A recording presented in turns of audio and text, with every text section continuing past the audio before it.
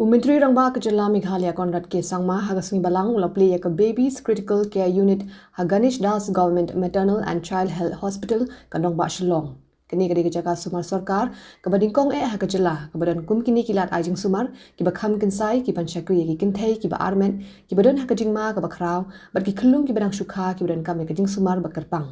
Ya kini ka SNCU-NICU complex ka badan life hojing thia ka blatre kam na do ka shitarik jingmang arja arpsaw labai tingka da ka PMJAY-MHIS ringkat kitiar bakhambun na ka MMDSL bat ka jingkershan ni ginong tray da ka DHS-MI.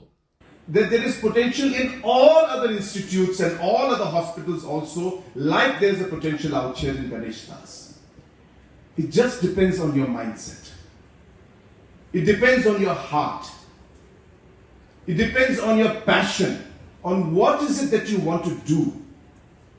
Do you want to look at this and say, well, this is a gone case and we don't want to do anything about it and just complain about it, or we want to take it upon ourselves and say that, well, we are going to be the agent of change that is meant to be for this particular place. Kakenthop ya hendriutli ki jingthia NICU ki badani ki ventilation bach photli ki jingthia ban sumar karpang ye ki me bat ki khulung badangkha. Myntri Rangbah ka Jylla Sangma ula banjur ka jingtan kam jang ka jing shakri da ka jingjin sur man sim jang ki nongtrai ha ka kot ka khia. Barula kintu banya sami ka ni ka jingjab ban ai min sim ye ki weipat ki jaka sumar ha ka Jylla.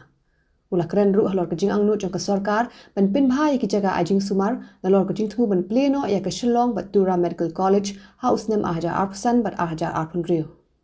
Commentary ka kwat ka khia ka kong amperin lingdo ka lapins khembiang ya ka jing angnu jong ka sorkar ban aya ka jing sumar ka bapaka klem da pulut pisa ba ka lekintu ya ki doctor ba kin wan phaino bat aya ki jing shakri ha Jylla. To ensure that today the miracle ward that the Honorable Chief Minister and I just passed through stands testimony to the dedication